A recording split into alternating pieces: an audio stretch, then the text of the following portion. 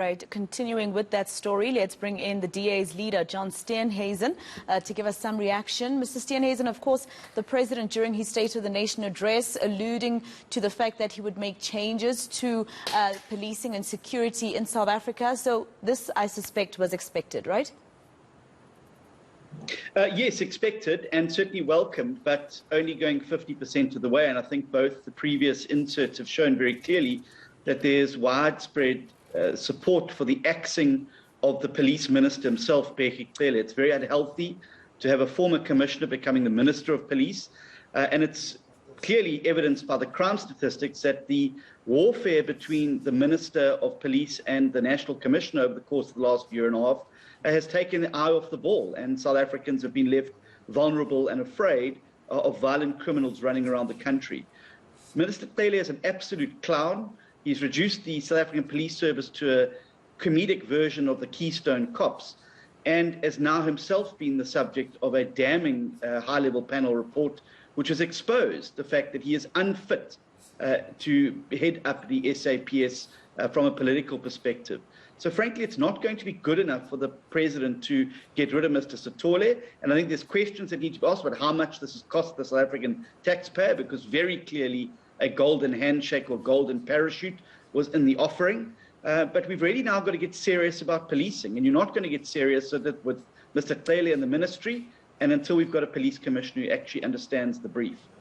I'm going to come back to the police minister, but I just want to ask you, we all read that statement from the presidency. He says they were talking, himself and the former national commissioner, and that they came to an amicable agreement, right? And he said it was in the interest of the country. Do you believe that line? I believe there was a substantial amount of money in the offering. Talk is cheap. Money buys the whiskey. There's no way Mr. Sitole would have gone quietly unless there was a substantial splodge of money, public money, that's been put on the table here. And I think the president needs to come clean on just how big this golden parachute is, and as I said, how much it's costing the South African taxpayer. Because essentially now we're using public money to bail the president and his party out of political problems that have been created by their minister. And I think that there needs to be full disclosure around that as well. But as I said, clearly we're not going to resolve the problem by dealing with half the equation. We've got to fulfill the full equation, and that must mean the minister's got to be moved along as well. So what is your opinion about what's going on here? We've all seen how South Africans felt about the July unrest, that intelligence reports that didn't or did arrive, etc. And you're saying that he's only dealt with 50% of the problem. This is the president, of course. So what do you think is happening here? Is he not willing to deal with certain people? Is that what you're saying?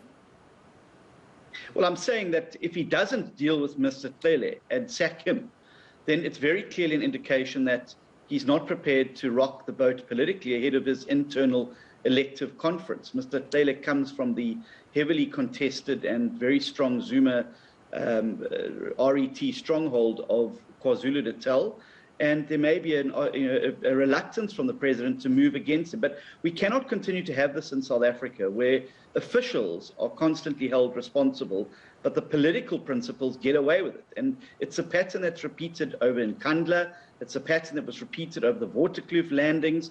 It's a pattern that's repeated time and time again. The officials take the fall. The political whales always swim away from these things unscathed. And that's why there's so little accountability, and why our security cluster is in the crisis that it is, leaving citizens vulnerable to criminals in their homes and their businesses.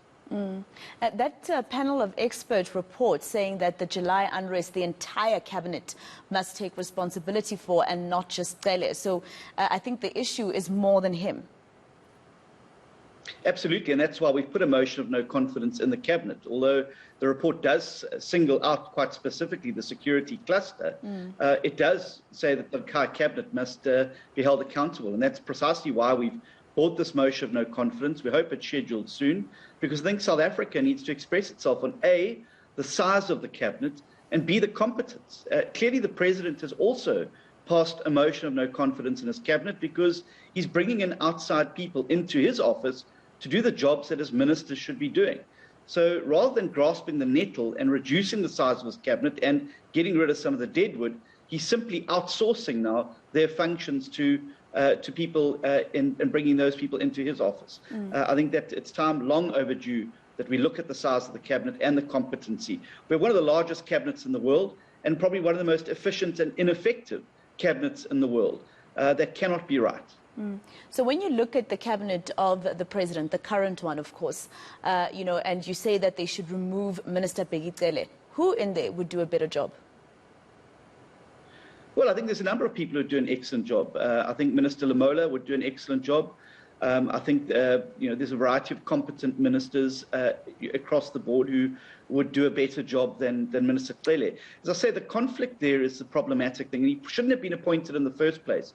You can't go from being the police commissioner with all of those powers and the administrative functions, be removed from office because of your corrupt activities, and then come back as the police minister. Because clearly there was trying to be a settling of scores from the time when you were commissioner and the like. It was a bad decision from the get-go. And running around with a cowboy hat on and shouting epithets at criminals isn't going to solve the policing problem in South Africa. We need to modernize the South African police service. It needs to be brought into the modern policing mechanisms, and we need to equip and train people properly. Without that, and without proper political leadership at the top, you're really going to struggle. But didn't a court of law find that those charges of corruption while he was still commissioner pertaining to the building in Pretoria, etc., while Thulas Nxesi was the minister in that particular portfolio that was giving him the building to use, didn't a court of law exonerate him? Well, he still was pushed out of office under a cloud, and there were police individuals involved in exposing what had gone on with those deals. And it's very clear that there was going to be a settling of the scores with those individuals who, A, had provided information to the media and to the public protector, as well as other individuals. The reality of the bottom line is Mr. Khehla is unsuitable to be the police minister. And the sooner the president grasps the nettle and moves him along, the better it's going to be for the citizens of South Africa, because finally we can get a police service with a political head who's serious about fighting crime, and a police commissioner who's willing to work in partnership to be able to do that. And I think that is going to be absolutely essential.